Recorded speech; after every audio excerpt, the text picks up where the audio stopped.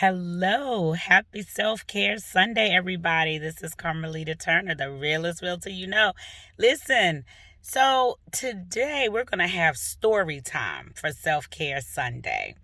I have had a wonderful week, and I know that we've had so many weird things going on, right? And then yesterday, it felt like the world celebrated together, which I thought was beautiful. But I always like to spend some quiet time after the celebration, kind of reflecting and thinking about, okay, well, what does this mean moving forward? So for me, I was able to really spend some time thinking about who I am. Who is Carmelita, the realest realtor? I was out amongst the people yesterday, talking, getting some footage, celebrating with folks, getting some insight as I always do. And it kept nagging in my spirit like, Carmelita, who are you? Who are you really? And I always say that at my core, I feel that I was placed here on purpose to educate. I've always said that, and I know that. I believe it. I feel it in my bones. That's what I love doing. I love sharing knowledge freely. But then today I was reminded of something by Pastor Keith Battle. I want to shout him out. So glad that he's doing better, looking strong. He was asking us today, what is our nineveh? What is our nineveh? What is the thing, like Joshua, that we're running from, right? The thing we don't want to address, the purpose that we don't want to pick up, the mantle we don't want to carry. What is it, right? And I was like, yo, y'all know me. I keep it 100. I'm the realest realtor. I'm out here amongst the people. I'm out here educating. And then I realized, hold fast. Yeah, there is something I've been running from. So let me tell you what that thing is. So many of you know, of course, I was an educator for over 2 decades, been in real estate now for almost 10 years. And I've seen, as Jonathan Kozel spoke about years and years ago, the savage inequalities. But let me tell you about my highly educated self and all of my degrees that I carry. I'm nobody's dummy. That's number one. The one thing people will never take from me is my knowledge and education. That's number two. But number three, the thing about the realest realtor, I'm going to tell you what makes me so real. I can move in any crowd. I don't care how educated you are or boule you think you are or hood you are. You could be the corner boy, the stick-up boy. Listen, I can move in any category. You want me to tell you why? Because I've either spoken to you, I've taught you, I've done life with you. So my perspective is different for a reason. And I used to wonder, like, Lord, why? Why am I seeing all these things? Why do I experience all these things, right? And so, of course, as the realest realtor does, it takes me down an even bigger rabbit hole. So I started thinking about this young king that was just murdered, King Von. And for those of my folks that rock on the educated side and they're so prim and proper and they don't know a thing about drill music, well, let me educate you. I told you it's story time.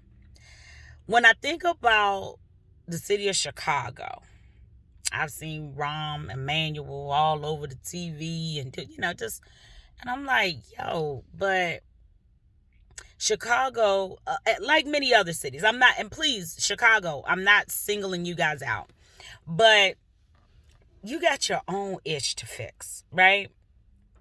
When you talk about a place that's like, oh, headquarters of the Nation of Islam, and you have a city that tells two stories, right? The haves and the have-nots.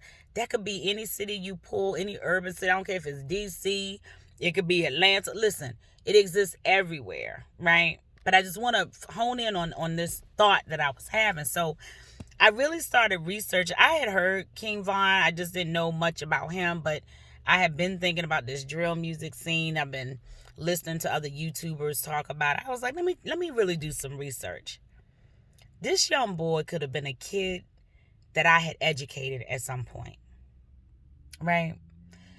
This boy lost his life after a birthday party and his album release from what started out as a fist fight with a rival guy. I'm going to tell you why I'm pointing this out. And it made me start thinking about, you all know, I started in the classroom, but I was an administrator probably more of my educational career than I was in the classroom. And when I think about the fights that I've broken up, and let me tell you something, my former students watch me. Y'all know what I'm talking about. There's something about the energy that brews before a fight. We know it's coming. We feel it, right? So we proactively try to do whatever it takes to stop it before it starts. But there were times I was not successful, okay? And there were times that I, looking back on it, literally had to put myself in harm's way to save somebody else. Ooh. And so the more I started thinking about that, I was like, oh my God. And like even now, and those of you who are educators and administrators, you know what I'm talking about. There's a feeling that you get in your gut, right?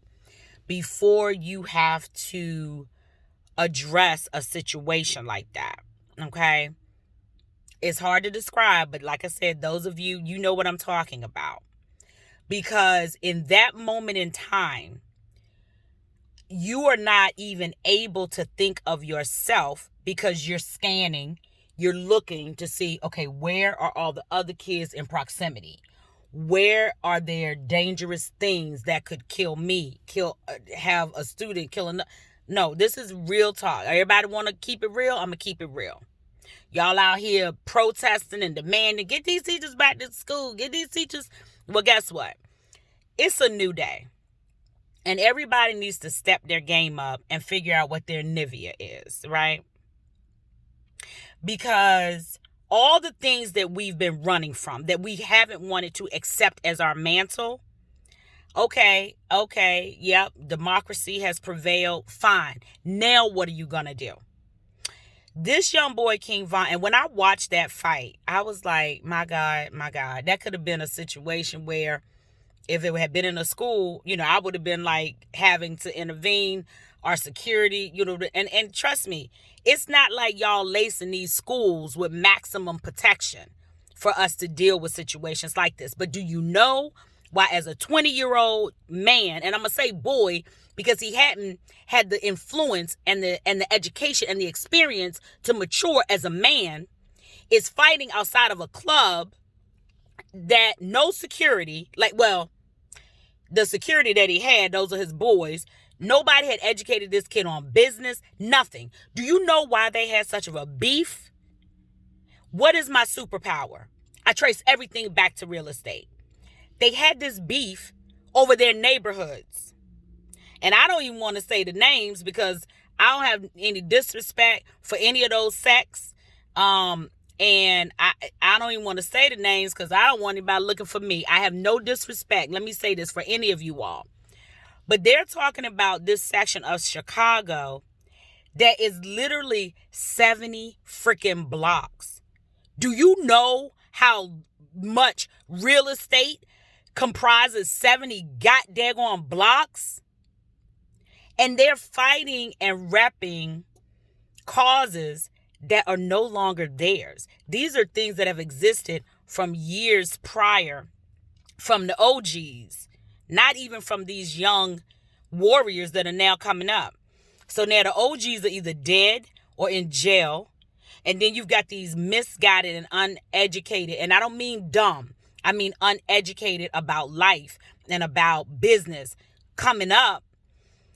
And a couple of them might hit, in the music world, right?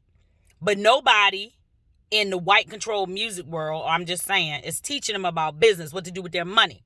So instead of them buying up those blocks, you fighting over a corner that don't even belong to you.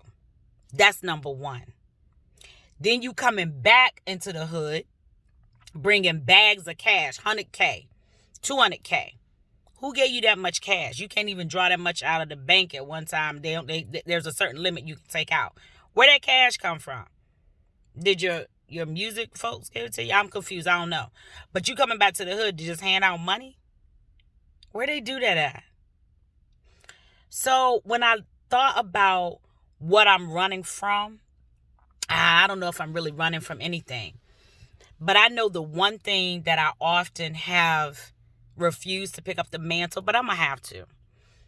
In the work that I do, I'm not just speaking to the like-minded folks that attended university like myself and acquired all of their education and did all the right things and made all the right choices with their credit and they're ready to own homes and investment properties. No, I'm speaking to them, but I'm speaking to others as well. I don't care who you are. I don't care what you've done. I'm glad that my higher power doesn't care what I've done either. There's a pathway out of this madness. The more you secure your wealth, secure your doors, secure your family. That is where it has to start. When you are the one person who is the key out for yourself and your family, you should not be making decisions that will put you in harm's way and end your life. And when that happens, and I really go back and look at it, I'm like, where were the men, the older men, to speak life into this young blood? Where was the educational? I'm sure those teachers, they said he went to some elementary school called Barton, and then they mentioned some other school. I prayed for those teachers. I'm like, where's their help? They in the midst of a war-torn territory. Do they get the help and resources they need? And all of this over buildings that don't belong to any of them. Don't worry, I'm going to do some research and figure out who the majority of those properties belong to, because I'm like, all these people out here talking about, oh, I can show you how to do this and I can show you how to do that. And we're buying back these blocks. Well, how come nobody's teaching them how to do that there? Is that the nineveh? Is that where everybody's running from? I don't know. But on this Self-Care Sunday, I'm saying I remain encouraged. It's a beautiful day. I'm grateful. I've been given another day to wake up and fight. I'm grateful for my intellect and my desire to serve and find those who want this education. And I'm going to give it to them. And I'm going to change what I can change in my own wheelhouse. And I just encourage you to do the same, folks. I love you. Make sure you go out and get some sunshine. Take care.